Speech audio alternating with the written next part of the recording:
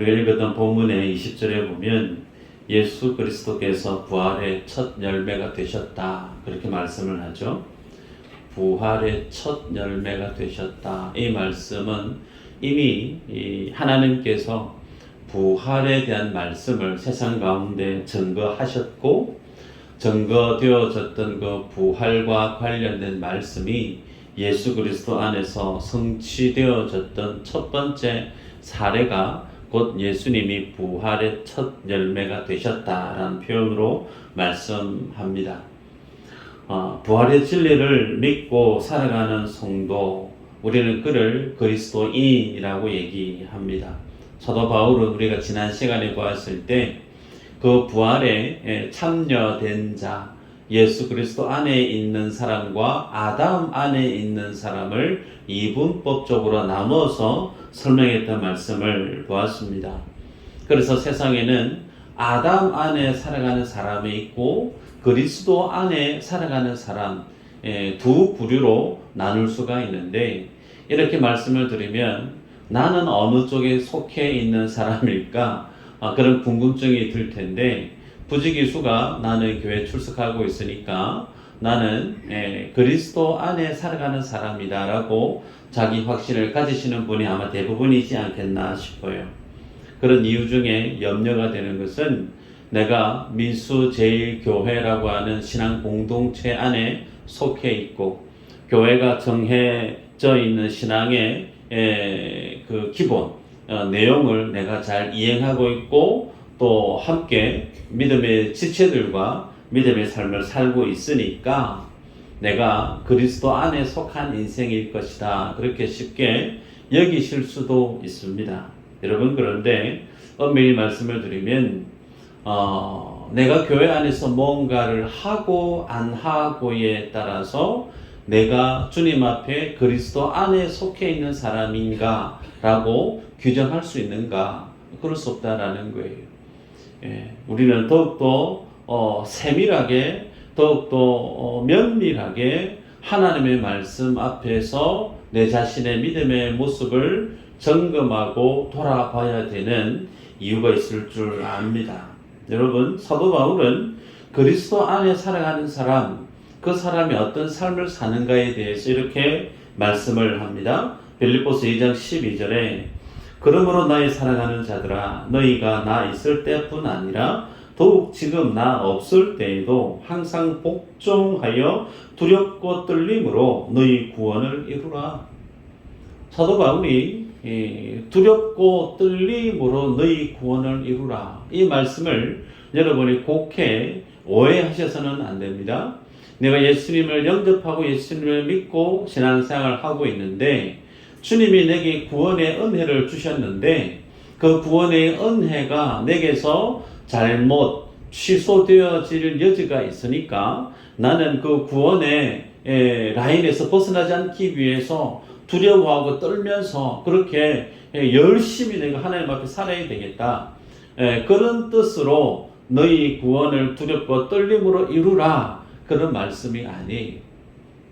두렵고 떨림으로 너희 구원을 이루라, 이 말씀의 의미는 그리스도 앞에 있는 나의 죄가 어떠함을 아는 거죠. 그 죄의 파괴력이 어떠함을 내가 아는 겁니다.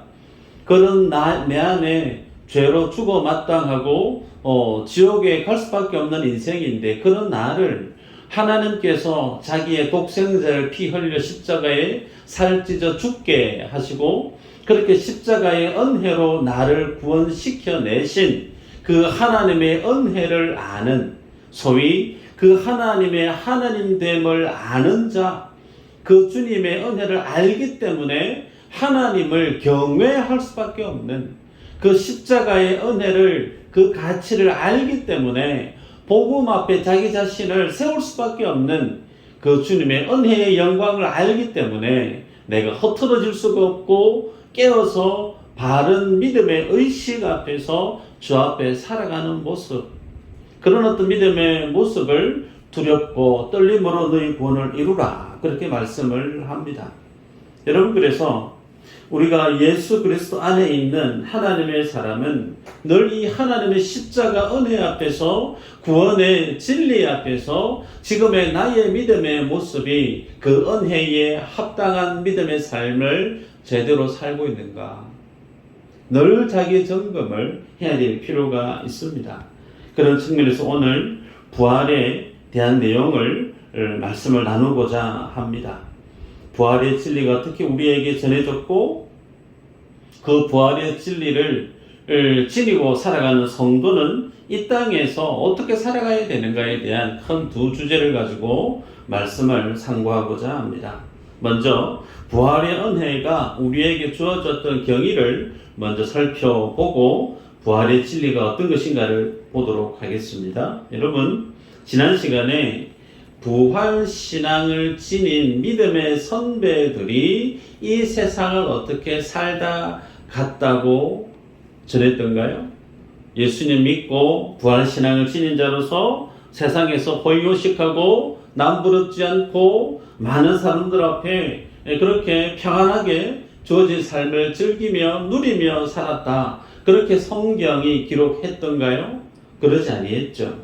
오히려 부활신앙을 지닌, 그 하나님의 복음을 지닌, 예수의 생명을 지닌 그 삶 때문에 도리어 세상 가운데 환난을 당했고 고난을 당했고 핍박을 당했고 마지막에는 순교, 생명을 잃는 자리까지 갔던 그들이 부활신앙을 지녔던 믿음의 선배들이 살았던 삶이었습니다. 그러면 여기서 그런 선배들이, 믿음의 선진들이 그런 어떤 이 세상에서의 삶을 포기하지 않고 그렇게 희생하고 고난과 핍박과 심지어 자신의 생명이 순교의 제물로 드러지기까지 그 삶을 살아냈던 이유가 어디에 있는가? 이 세상이 아닌 부활 이후의 세계를 알고 있고 그것을 믿음으로 바라보고 살았기 때문임을 우리는 말씀을 통해 확인할 수가 있습니다. 히브리서 11장 1절 2절에 이렇게 기록합니다. 믿음은 바라는 것들의 실상이요 보이지 않는 것들의 증거니 선진들이 이로써 증거를 얻었느니라. 히브리서 11장 너무나 유명한 소위 믿음장으로 닉네임이 붙여진 구절 성경이죠. 여기에 등장하는 인물이 아벨이 있고 에녹이 있고 노아가 등장하고 아브라함이 등장하고 모세, 다윗이 쭉 등장합니다. 그런데 그런 어떤 믿음의 선진들의 이름이 쭉 열거되어지면서 그들이 살았던 삶을 어떻게 규정하고 설명하느냐면 그들은 믿음으로 그들의 주어진 인생을 살았다라는 거죠. 그래서 그 믿음은 이 땅에서의 삶의 영광을 바라보고 산 것이 아니고 죽음 이후에 부활세계 속에서 누리게 될 하나님의 영광을 바라보고 이 땅에서 하나님의 말씀 의지하고 살았던 이들이 히브리서 11장에서 쭉 열거되어지는 믿음의 선배들의 이름 아닙니까? 중요한 것은 그렇게 믿음의 선배들로 성경이 기록된 그들만 이 땅에서 하나님의 약속의 말씀을 붙들고 믿음으로 사는 것이 아니고 오늘 우리들도 동일하게 하나님이 주신 약속의 말씀을 붙들고 이 땅 가운데 믿음으로 살아가야 되는 인생들이 오늘 저와 여러분들임을 성경은 증언합니다. 그래서 예수님을 믿고 그 주님의 부활의 능력을 지니고 살아가는 성도, 그 성도는 눈에 보이는 세상을 바라보며 살아가는 사람이 아니라는 겁니다. 이 땅에 예수 믿는 사람, 성도, 주의 자녀들은 눈에 보이지 않는 세상을 바라보면서 그 하나님의 영광을 바라보고 말씀에 기록되어 있는 하나님의 언약의 그 결과를 바라보면서 이 땅에서의 삶을 살아가는 성도들이라는 거예요. 그래서 이 땅을 살아가는 성도는 저는 이 땅에 속한 사람들이 아닙니다. 이 땅에 속한 사람이 아닌 하나님의 사람들은 이 땅에서 부끄러워할 것이 많이 없습니다. 여러분, 세상에 많은 사람들이 이 땅을 살아가면서 가지는 것들이 있죠. 있었으면 좋겠다. 다른 사람이 잘할 것이 많았으면 좋겠다. 그거 없으면 뭔가 불안하고 부끄럽고 자기 만족을 하지 못하고. 그런데 우리들은 이 땅에 있는 사람들이 아니라고 그랬어요. 자, 말씀을 볼까요? 로마서 8장 35절부터 37절까지 제가 읽습니다. 누가 우리를 그리스도의 사랑에서 끊으리요? 환난이나 공고나 박해나 기근이나 적신이나 위험이나 칼이랴. 기록된 바 우리가 종일 주를 위하여 죽임을 당하게 되며 도살당할 양같이 여김을 받았나이다 함과 같으니라. 그러나 이 모든 일에 우리를 사랑하시는 이로 말미암아 우리가 넉넉히 이기느니라. 이 땅에 속하지 않은 성도가 이 땅 가운데 믿음으로 살아가는 삶의 내용은 고난이 있다는 겁니다. 힘겨움이 있다는 거예요. 환난이 있습니다. 핍박이 있습니다. 심지어 말씀해 보니까 도살당할 양같이 여김을 받았다라고 그렇게 세상의 폭거와 세상의 압제 속에서 불합리함 속에서 살아내야 되는 이들이 이 땅 가운데 살아가고 있는 하나님의 사람들이에요. 그런데 우리에게 위로를 주시는 말씀이 뭐냐면 37절 하반절에 그러나 이 모든 일에 우리를 사랑하시는 이로 말미암아 우리가 넉넉히 뭐 한다고요? 이기느니라. 넉넉히 이기느니라. 여러분, 세상이 예수 믿는 사람에게 가장 크게 위협을 가할 수 있는 것은 생명의 위협이죠. 너 죽는다. 화가 나거나 다른 사람을 위협 줄 때 할 수 있는 최고의 말, 너 죽는다. 죽을래? 죽음입니다. 그런데 예수 그리스도께서 우리에게 주시는 이 이김의 의미는 그 죽음조차도 뭐 한다는 거예요? 이겨낸다라는 겁니다.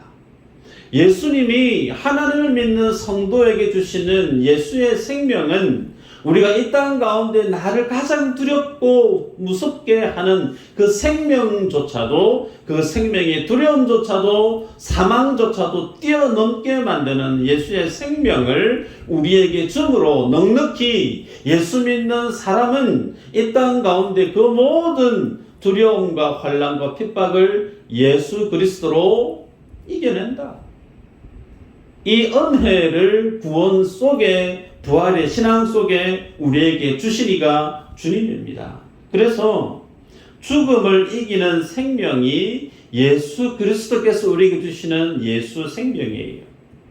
그 주님이 우리에게 주시는 예수 생명 그 영생은 오늘 본문 가운데 부활이라고 하는 표현 속에서 우리에게 이미 예수 생명 안에 부활의 능력을 함께 첨가해서 예수 믿는 모든 사람들 안에는 예수님이 사망 근세를 깨고 일어나셨던 그 부활의 능력 동일하게 우리에게 주신 바 되어졌다라고 성경이 우리에게 선언합니다.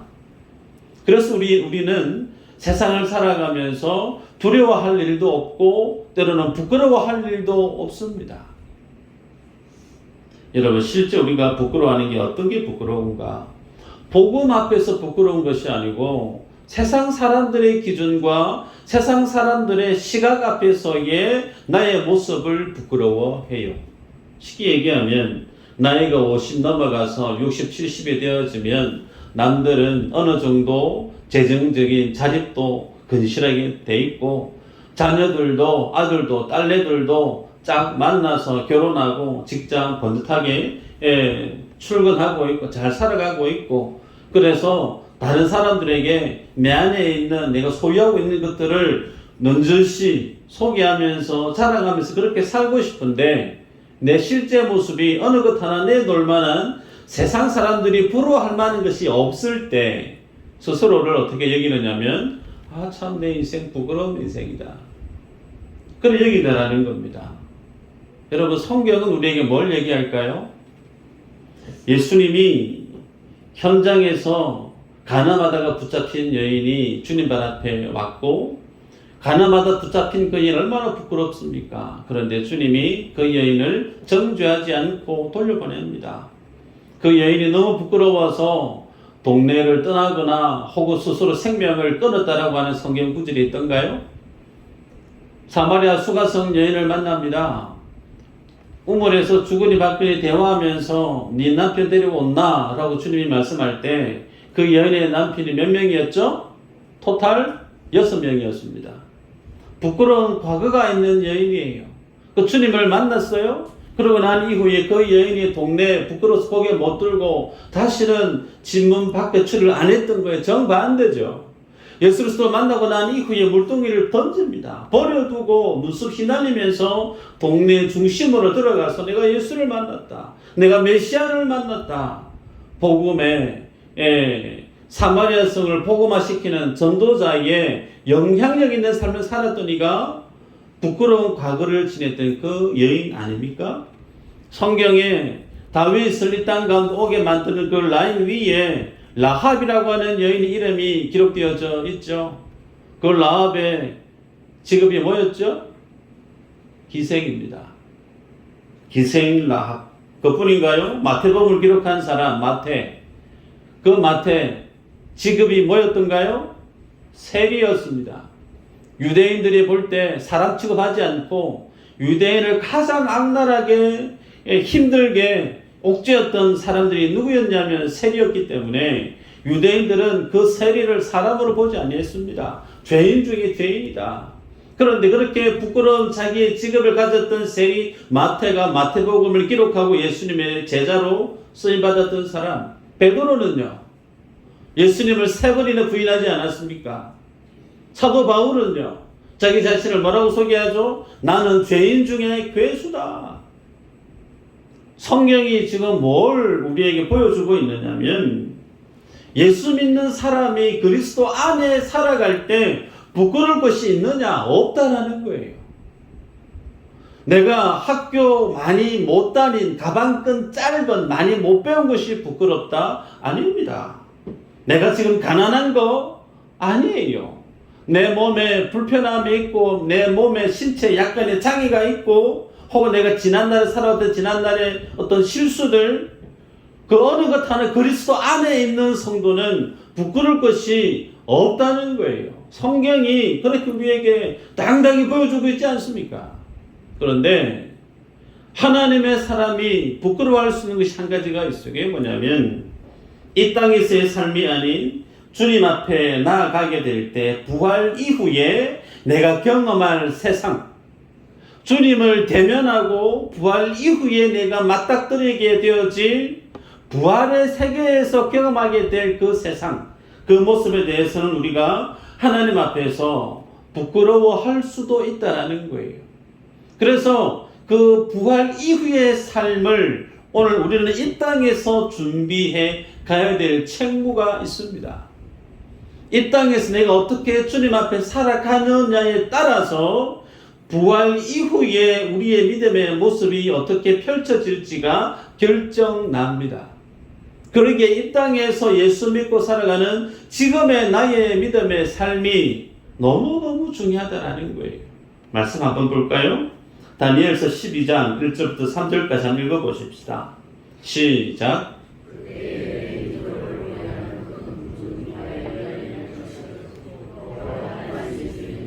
이는 개국 이래로 그때까지 없던 환난일 것이며 그때에 내 백성 중 책에 기록된 모든 자가 구원을 받을 것이라. 티끌 가운데서 자는 자 중에서 많은 사람이 깨어나 영생을 받는 자도 있겠고 수치를 당하여서 영원히 부끄러움을 당할 자도 있을 것이며 지혜 있는 자는 궁창의 빛과 같이 빛날 것이요 많은 사람을 옳은 대로 돌아오게 한 자는 별과 같이 영원토록 빛나리라. 아멘. 마지막 날에 이 세상의 마지막 날에 있을 일을 다니엘을 통해서 하나님이 예언으로 주신 말씀인데 이 말씀에 보면 두 종류의 사람이 소개되죠. 영원한 생명을 얻는 자가 있다. 또 반면에 영원히 부끄러움을 당할 자도 있다. 두 종류의 사람이 있다는 거예요. 여러분 그래서 이 말씀을 아는 사람은 이 세상의 마지막에 하나님이 행하실 심판에 대한 말씀 앞에서 모든 인생이 이 두 종류의 삶의 모습으로 나누어질 텐데, 이것이 이 세상의 역사라는 거예요. 이 세상의 마지막의 모습이라는 거예요. 그럼 이 세상의 마지막의 모습을 내가 알아요. 이제 배웠어요. 깨달았습니다. 그러면 이 말씀을 아는 자는 이 땅에서 어떻게 살아야 되는가? 무엇을 소망하고 무엇을 바라며 이 땅에서의 삶을 살아갈 것인가? 우리가 읽었던 본문에 방금 다니엘 12장에서는 하나님 앞에서 부끄럽지 않을, 영원히 부끄러운 삶이 아닌 주님 앞에 영생에 참여한 자는 지혜가 있어서 어떤 삶을 사느냐? 하나님의 영광을 바라보고 많은 사람들을 주님께로 이끄는 삶을 산다. 그렇게 많은 사람들을 예수 그리스도로 이끄는 그 삶을 사는 자는 하늘의 별처럼 빛나는 삶을 살게 될 것이다. 부활 이후의 삶의 모습을 이렇게 설명하고 있습니다. 여러분, 그래서 성도가 세상을 살아가면서 아담 안에 있지 않고 그리스도 안에 살아가는 사람, 그 사람은 분명히 믿음의 선한 영향력이 드러납니다. 다시 말씀합니다. 내가 그리스도 안에 살아가는 하나님의 사람이다라고 내 스스로 인정하게 되어질 때 그 사람은 다른 많은 세상 속에서 믿음의 선한 영향력들이 드러난다는 거예요. 그 영향력은 많은 사람들을 결국은 예수 그리스도께로 이끄는 삶이라 그렇게 제시합니다. 여러분, 이 내용을 히브리서 11장의 말씀과 비춰보면 에녹이든 노아든 아브라함이든 그 사람이 누구든지 간에 그들이 그러한 삶을 살았다라는 거예요. 그런데 중요한 것은 그런 어떤 그들에게 주어졌던 이 삶에 대한 내용, 이 땅의 마지막에 있을 하나님의 그 심판, 그 가운데 영생을 얻는 자가 있고 영원히 부끄러움 당한 자가 있다라고 하는 부활 이후의 삶에 대해서 알았던 자들이 히브리서 11장에서 이 땅에서의 고난과 핍박과 환난을 다 감내하면서 믿음의 삶을 살았다고 했는데, 그 모든 삶의 근거는, 그 삶의 동력은 그들에게 주어졌던 하나님의 말씀이 전부예요. 그런데 오늘 읽었던 본문에서 20절은 뭐라고 얘기합니까? 예수 그리스도께서 죽은 자 가운데서 다시 살아나사 잠자는 자들의 첫 열매가 되셨다. 무슨 얘기냐면 예수 그리스도가 이미 구약에 주어졌던 부활과 관련된 그 말씀이 이제 성취되어졌다라는 거예요. 초대교회 성도들은 그런 말씀이 있다 하더라, 구약에 보니까 그런 말씀이 있더라가 아니라 신약 시대 사람은 그 말씀이 예수 그리스도 안에서 완성되어졌다는 거예요. 이미 그래서 사도들은 주님의 부활을 내 눈으로 봤다는 겁니다. 500여 형제에게 일시에 나타내 보이셨다. 내게도 만삭되지 못한 자 같은 나에게도 주님이 부활하셔서 그 모습을 내게 나타내 보이셨다. 내가 봤다. 성경이 주님이 실제 이제 부활하셨음을 우리에게 보여주고 있고 우리의 눈으로 보았고 확인했고 증명된 사실임을 신약 시대를 살아가는 우리는 말씀을 통해서 확인하게 되죠. 그리고 여기에서 주님이 성경이 우리에게 표현하고 있는 것이 부활의 첫 열매라고 하는 표현을 우리가 눈여겨봐야 됩니다. 우리의 구원과 관련해서 첫 열매라고 하는 이 표현이 두 가지로서 큰 의미를 지니고 있는데 한번 전하겠습니다. 출애굽기 13장에 보면 하나님께서 이스라엘 백성들에게 처음 것들은 다 내게로 돌리라, 그런 말씀을 하십니다. 그 말씀의 배경은 출애굽을 할 때 마지막 10번째 재앙이 장자 재앙이었죠. 그 장자 재앙, 모든 애굽 전역에 사는 모든 동물을 포함해서 첫 번째 난 자들은 하나님의 심판날에 다 죽는다라는 겁니다. 장자가 죽는다라고 하는 것은 대표의 의미로 모든 사람이 죽은 것과 같다, 그 의미죠. 그런데 하나님이 어린 양의 피를 문지방 좌우문설주에 발라라. 그래서 어린 양이 피가 발라진 유대인들 집에서는 그 장자가 죽지 않았습니다. 대신에 어린 양이 대신 죽었단 말이에요. 그 말씀을 배경으로 하면서 하나님께서 하시는 말씀이 뭐냐면 처음 것은 내 것이다. 내게 돌리라 라고 말씀을 합니다. 그래서 성경에서 처음 것이 가지고 있는 첫 번째 의미는 희생을 뜻합니다. 자기 희생. 두 번째는 이 처음 것의 두 번째 의미는 자기 자신을 희생함으로 나머지 공동체 그 생명을 구원해내는 의미로 첫 것의 의미가 사용됩니다. 야곱이 숨을 거두기 전에 자기의 자녀들을 불러 모아놓고 축복 기도를 합니다. 성경에서는 장자는 다른 자녀들보다 2배의 복을 통상 줍니다. 그러면 야곱의 장자가 누구냐면 르우벤이라고 하는 사람이죠. 그런데 장자의 복을 누가 받느냐면 11번째 아들 요셉이 2배의 복을 받습니다. 그 의미는 장자가 비록 르우벤이지만 르우벤은 자신의 야곱의 식구들을 위해서 희생을 하지 아니했다라는 거예요. 근데 누가 희생을 했느냐? 요셉이 희생을 했다는 거예요. 그래서 요셉에게 2배의 복을 야곱이 빌어줍니다. 참고로 에스겔서 44장 30절에 이런 말씀이 있습니다.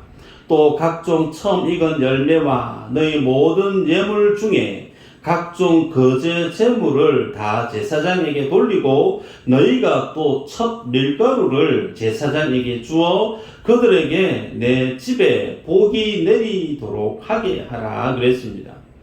자, 말씀을 보면 처음 익은 열매가 표현으로 드러나고 있고 또 후반부에 보면 첫 밀가루를 제사장에게 주어서 내 집에 복이 내리도록 해라. 여러분 여기에서 처음 것, 첫 열매, 첫 밀가루 이걸 제사장에게 주라고 하는 의미가 뭐냐면 희생을 뜻합니다. 처음 것을 희생을 하게 되어짐으로 나머지 모든 것들이 생명을 얻는 복을 얻는 의미를 이렇게 에스겔 44장 30절은 이렇게 표현하고 있다는 거예요. 자, 그러면 이 말씀이 오늘 주님께서 말씀하고 있는 부활의 첫 열매가 되셨다라는 말씀과 어떤 관련이 있는가? 예수 그리스도가 왜 부활의 첫 열매가 되실 수밖에 없느냐? 하나님께서 다니엘서에서 말씀받은 것처럼 하나님이 그 아들에게 살려낼 것을 명하시던 그 모든 하나님의 선택받은 주의 자녀들을 위해서 누가 십자가에 달려 희생을 하셨죠? 예수 그리스도. 하나님께로부터 위임받은 그 모든 하나님의 자녀들을 생명 다해 살려내기 위해서 독생자 되신 예수님이 친히 십자가 위에서 희생하셨습니다. 그리고 그 주님이 사망의 권세를 깨고 말씀대로 부활을 하셨다라는 거죠. 그래서 예수 그리스도 안에 있는 모든 인생이 예수 그리스도가 첫 열매가 되셨기 때문에 그리스도 안에 있는 모든 사람들이 뭐 했다는 거예요? 구원을 얻었다라는 겁니다. 이 말씀을 전하기 위해서 예수님은 요한복음 11장 25, 26절에 공생의 사역 중에 계속해서 이 말씀을 하셨죠. 예수께서 이르시되 나는 부활이요 생명이니 나를 믿는 자는 죽어도 살겠고 무릇 살아서 나를 믿는 자는 영원히 죽지 아니하리니 이것을 네가 믿느냐.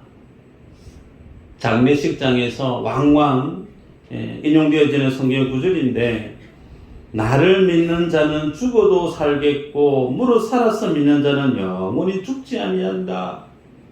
여러분 예수 그리스도를 믿는 자가 이 땅 가운데 같이 있다가 먼저 영안실에 들어갈 수 있어요. 세상에서는 의사가 사망 몇십 분에 하셨습니다. 땅땅땅 선고합니다.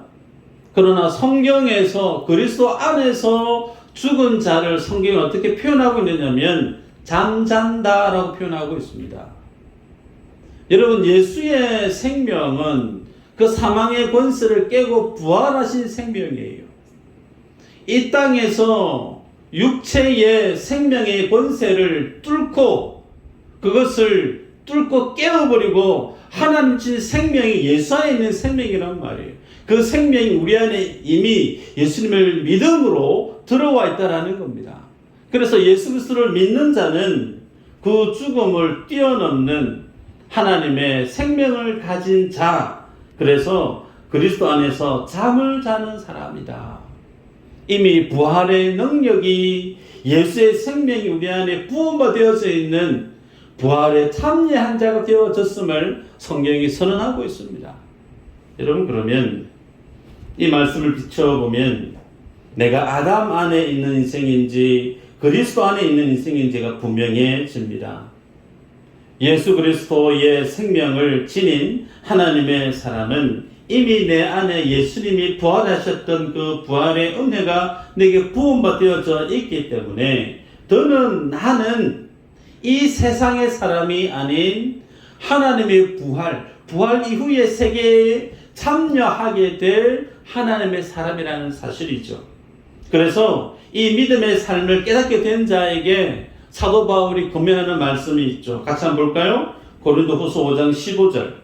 이 말씀은 꼭 적어놓고 보시면 좋겠습니다. 보겠습니다. 시작. 그가 모든 사람을 대신하여 죽으심은 살아있는 자들로 하여금 다시는 그들 자신을 위하여 살지 않고 오직 그들을 대신하여 죽었다가 다시 살아나신 이를 위하여 살게 하려 함이라. 아멘.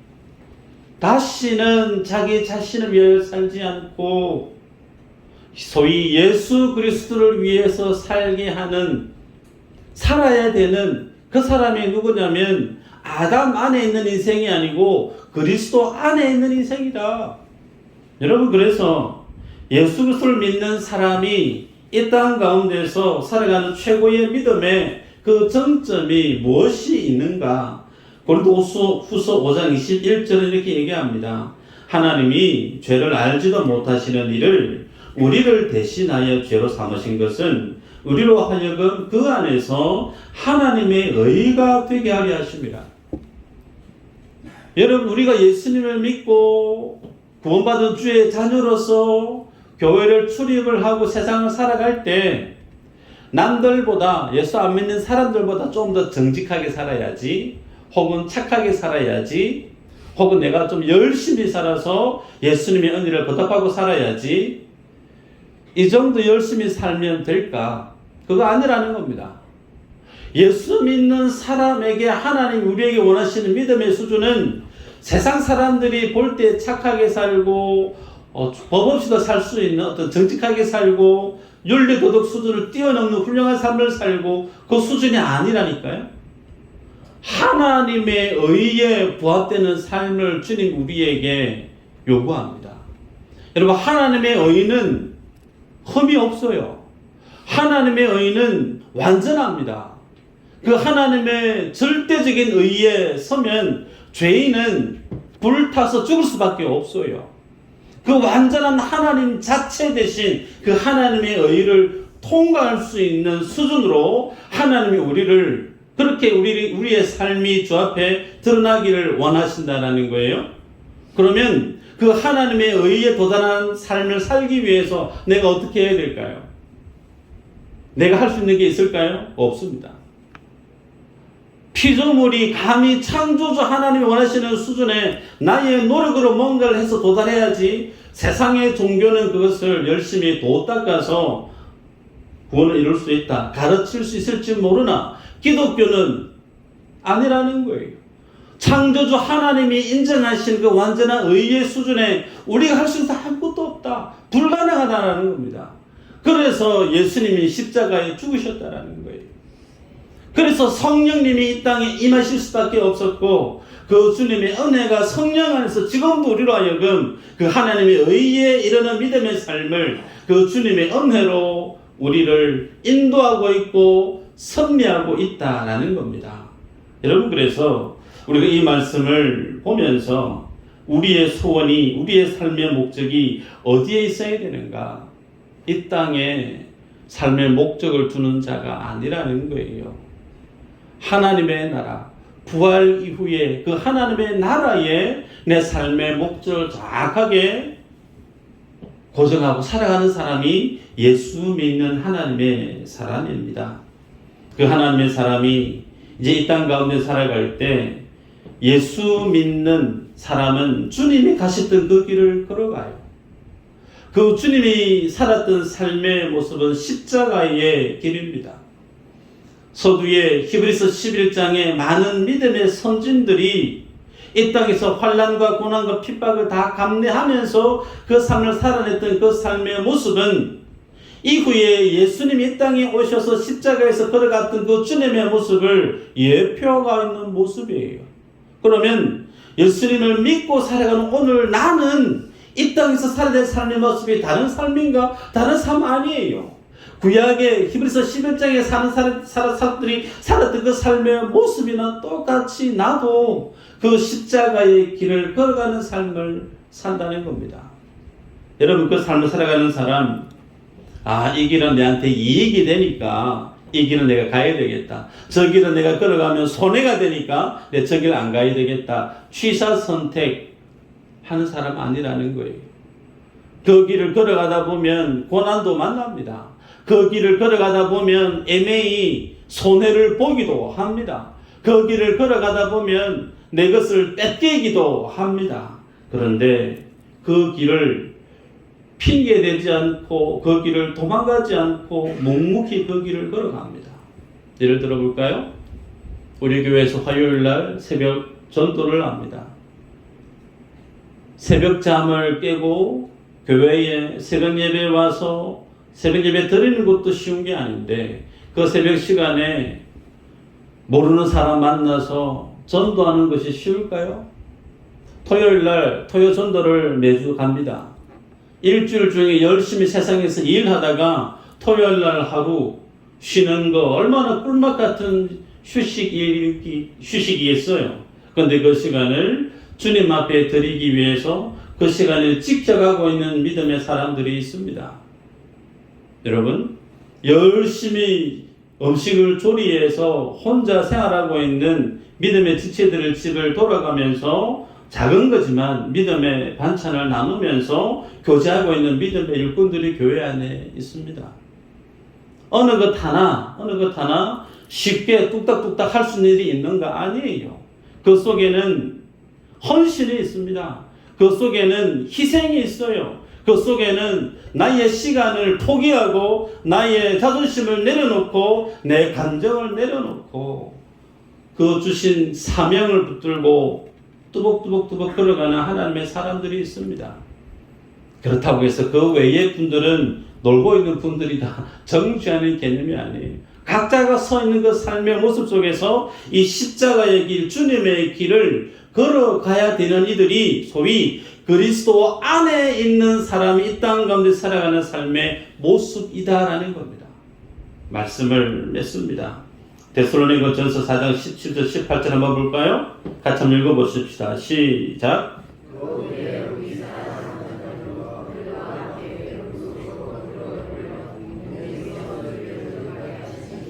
그리하여 우리가 항상 주와 함께 있으리라. 그러므로 이러한 말로 서로 위로하라. 이 말씀은 부활의 마지막 때의 그 광경을 초대교회 성도들에게 전하면서 바울이 제시한 말씀이죠. 그런데 이 말씀 말미에 그러므로 18절에 이러한 말로 서로 위로하라 그랬습니다. 여러분, 이 말씀이 받아들었던 데살로니가 성도들이 위로가 되어졌다라는 거예요. 동일하게 여러분 여쭤볼까요? 이 부활의 진리가 여러분에게 위로가 되십니까? 어떤 사람에게 이 부활의 진리가 위로가 될까요? 복음 때문에 내 권리를 포기하는 사람, 복음 때문에 내가 하고 싶은 것을 내려놓고 그것 때문에 희생하고 애쓰고 수고하고 살아가는, 그 복음 때문에 자존심이 뭉개져도 아무 말 하지 않고 주님 앞에 눈물로 믿음의 삶을 뚜벅뚜벅 살아가는 그 사람, 그 사람에게는 이 부활의 진리가 어떻게 해요? 위로로 다가온다는 거예요. 감히 여러분에게 말씀합니다. 이 말씀이 나에게 하등의 위로가 되지 않다, 나에게 전혀 아무런 감흥이 있거나 위로가 되지 않는 것처럼 느껴진다. 그 말의 의미는 내가 지금 주님 앞에 살아가고 있는 내 믿음의 좌표가 그렇다라는 거예요. 하나님의 복음과 무관한 삶을 살아가고 있는 내 자신의 삶을 반증하고 있다는 겁니다. 이 말씀이 통일하게 나에게 위로가 되어줄 수 있는 삶을 주 앞에 살아내는 여러분 되기를 축복합니다. 주께로 많은 사람을 돌이키는 자, 하늘의 별처럼 빛나는 삶을 주는 우리에게 기대하시더라는 거예요.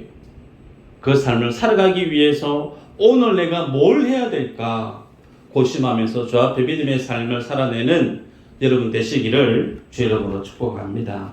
아멘.